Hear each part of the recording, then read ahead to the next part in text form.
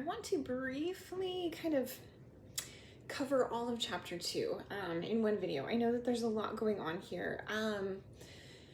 So when we read the ancient rhetoric, we were really focused on like, what are some of these nuances across these theories so that we can really grasp the foundation for where everything else comes from. And so this work builds on that foundation, right? We're using contemporary approaches, contemporary theories.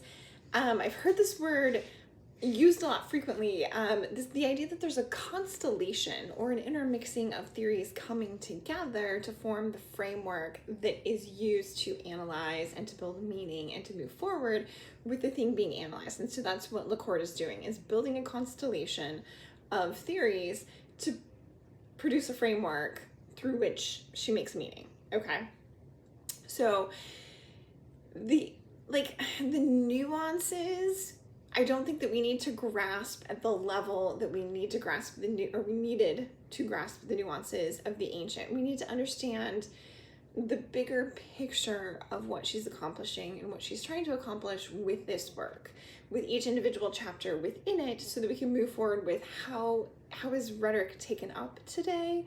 What are the questions being investigated? So obviously the first piece, and this is where I wanted to start with chapter 2, is the idea of a constellation. Okay, so I am on page 58, so you can follow along with me, where she really builds in this really dense paragraph the constellation of theories that are informing her work in this chapter specifically. And so she starts, and I'm way up at the top, altering the circulation and values of that commodity, I propose, opens new possibilities for offering new subject positions for readers and writers to occupy, and by forming new assemblages. So she's really talking, we have this impression that, and it circulates all the time, and I hear it with younger students especially, where they're like, my goal is a viral post. My goal is a viral post, which is a very particular product that, if we really think about what a viral post is, it's heavily decontextualized, because what did that user do up to that post and what happens after that post? And the after is a really big thing. Like, if you are the face, like literally the face of a viral post, what is your life like afterwards? I think about this from my time, like I grew up with Bill Clinton being the president, and so there was the Monica Lewinsky scandal. Like, what happened to Monica Lewinsky? I know she's out there and I know she does speaking tours, but like the positions that were and were not available to her afterwards, because she was the literal face. She embodied that scandal, what's open to her and what's not. And so I know that LaCourte is not directly addressing these ideas, but really she's entering the frame, pushing against some of this understanding of the internet by saying, like how she's starting this paragraph, and this idea that we need new subject positions, that we need to provide a space for students to experience new subject positions to move towards change. Okay, so then she continues, I define the work of digital public spheres that is as embodied relationality. She's now bringing in the body piece that I was just talking about. Such relationality is both how individuals change through altered social relations and how new social relations emerge, which she then uses, and I know this is the next chapter, to really break apart our audiences. So we'll get to that in the chapter 3 video, but we started here. Like, we're assembling within this idea of an ecological network instead of just a networked public, because when we talk, this is where we're playing with which theories we're picking up. If we go with just the straight networked, and we've all seen the diagrams, right, of the lines that are all intersecting for a networked public with little nodes on it, it's missing the embodied piece. It's missing the idea that my subject position and the relations that I build within a social network, not just like within Facebook at large, but like Facebook within this particular community, can turn into real engagement. And so, I can use a personal example. I love Jane Austen fan fiction. Love it. That participation in that community turned into Facebook friends, which has turned into invitations for real events. If I'm visiting a city for a conference and I post a picture from there, some of the first people I hear from are my fan fiction friends, where they're like, I work a mile from you, come have coffee with me, let me buy you a cup of coffee, those kinds of things.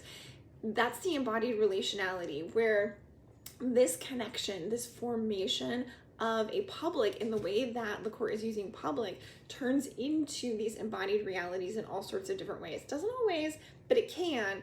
But because it's digital and I have to do something, I talk with my hands all the time, right? Like I am always embodied because this is how I know how to talk. So the embodied relationality and building the assemblages, which can be both and can be interwoven depending on what we're doing. And so then she goes on in that sentence, it is both the cause and the effect of the public spheres. Okay, so we're going to keep going. In such positions and assemblages lie emergent potential for social change, which is her goal, and the goal of a Habermasian public, which is where she's connecting with that theory. And again, we're building a constellation of interweaving theories. So we've got assemblages in there, we've got embodied relationality. Although she hasn't named it, we have the ecology framework that she's using, and then we also have the assemblages. So now she's going to bring in the ecological. I make this argument by pairing the insights of public sphere theory with ecological rhetorics to develop embodied relations among actors. Drawing from Warner's concepts of altered subjectivity and ecological rhetoric's emergent futures. So constellation, we have a bunch of different people and a bunch of different versions of the same theories. I look at how discourse modifies an individual's subjectivity and their relations with others such that new assemblages of people and materials might emerge. What she's really getting at, and we got this from that, so I picked these purposely, right? The chapters that we were reading, the contemporary readings of rhetorical theory, so this was last week's readings, where they were really focused on rhetorical theory is always also rhetorical pedagogy.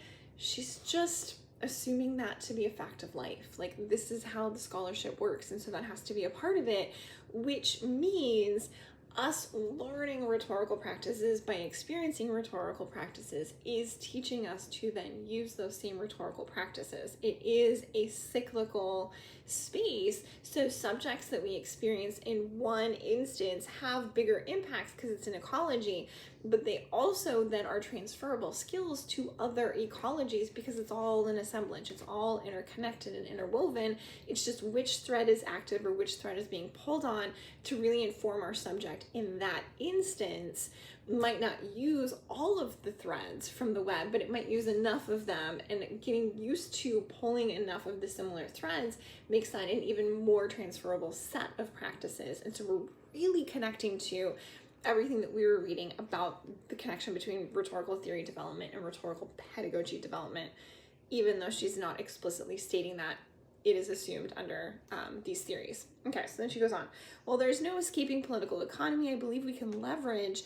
So she really has to get at, I went on this whole, rant against neoliberalism and how it put us in this position. And I'm not saying that this is going to fix all of that, but I'm giving us alternatives and options, not just blind optimism.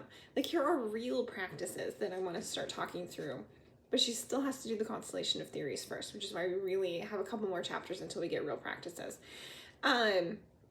So while there's no escaping political economy, I believe we can leverage the inherent contradictions in information commodities and neoliberal subjectivity to resist what Reid calls, quote, the subsumption of society by capital, end quote.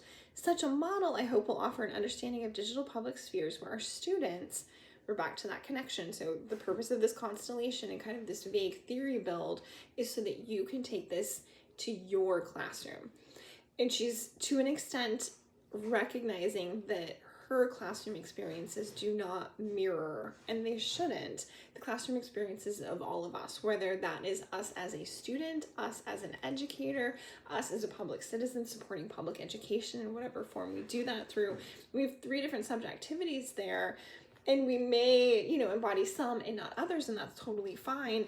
There is transferability there that she's really caring about.